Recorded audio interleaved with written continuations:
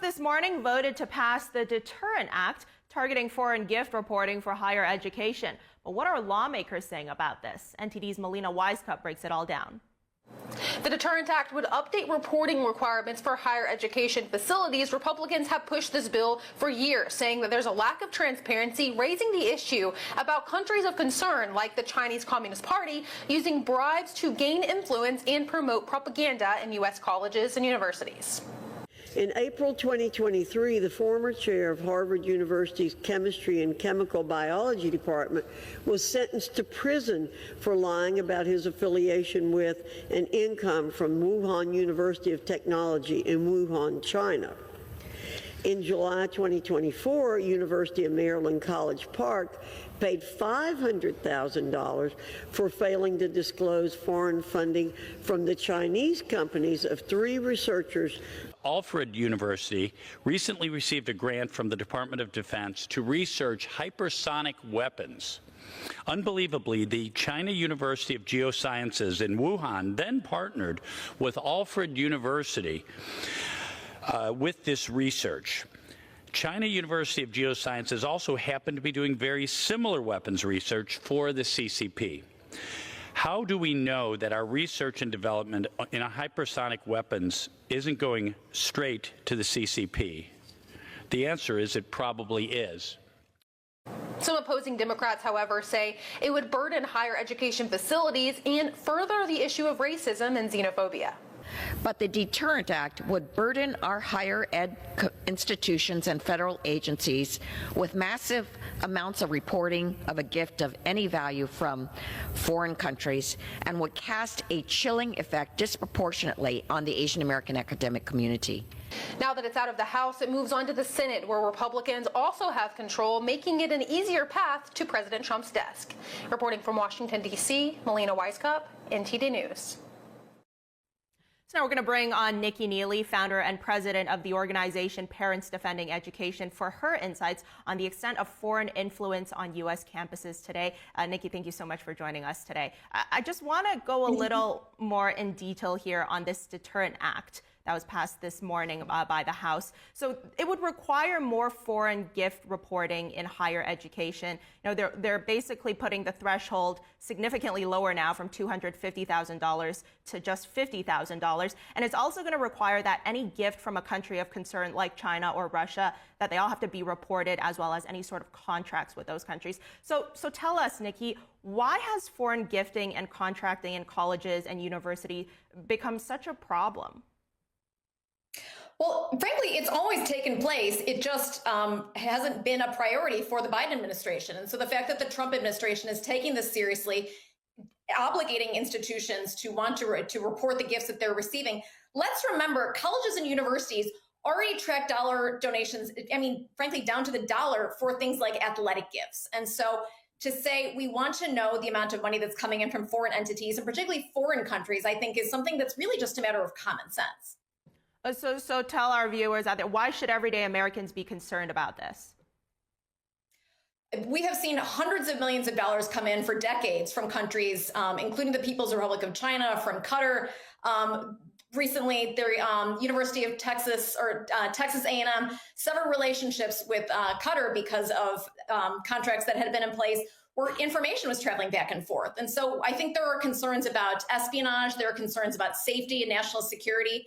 And so what are, money doesn't come over for nothing. And so what do these countries expect in return? And what obligations is that placing on these institutions?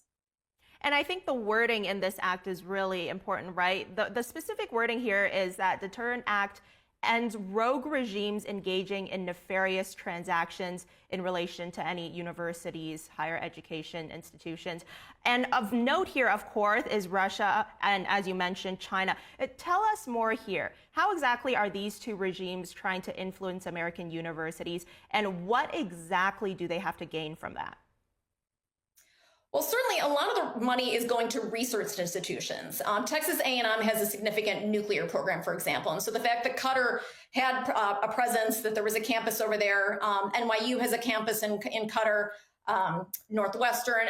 Why are these countries over there, or why are these schools over there, and what is being transferred to these schools back in response? We have a lot of foreign researchers that come to America. Are they sending proprietary information back? And then how are foreign students being treated? I think we have seen intimidation take place on college campuses for years. And this was certainly a priority for the first Trump administration. Secretary DeVos and Secretary Pompeo looked very closely at Confucius institutes on colleges and university campuses. And many of those ended up being shut down because of how, frankly, sketchy those setups were. And so I think, again, for this to become a priority shows that the Trump administration considers foreign funding a significant threat to America's national security, and they're putting their money where their mouth is. So Nikki, you mentioned earlier that this isn't a new issue, right? It's just been going under the radar for a while. How long exactly has it been going on for?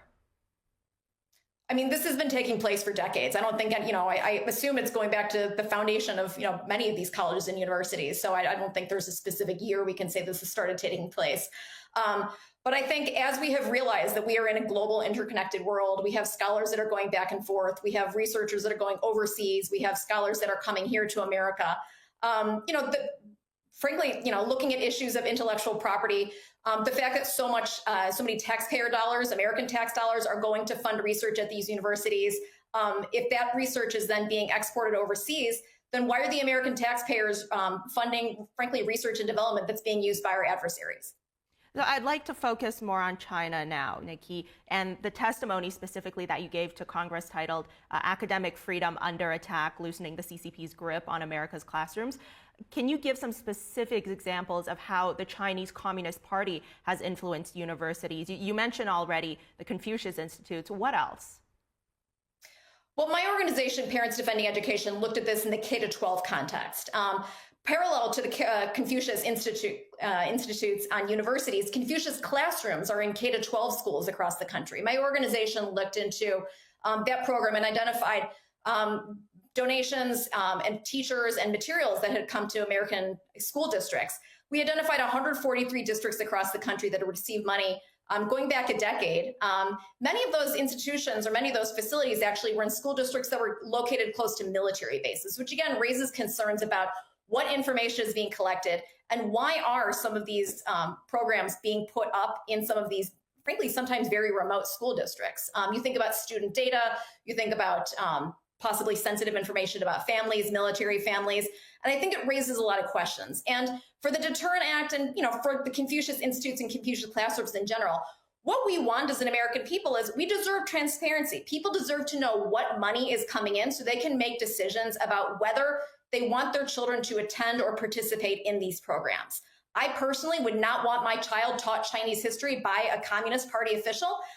Would I want my child taught Chinese history by someone who lives in Taiwan who has a different perspective on democracy and communism? Yes, but that's a choice that I would like to make. And if I'm not sure where the program is being funded from, I'm not able to make that decision.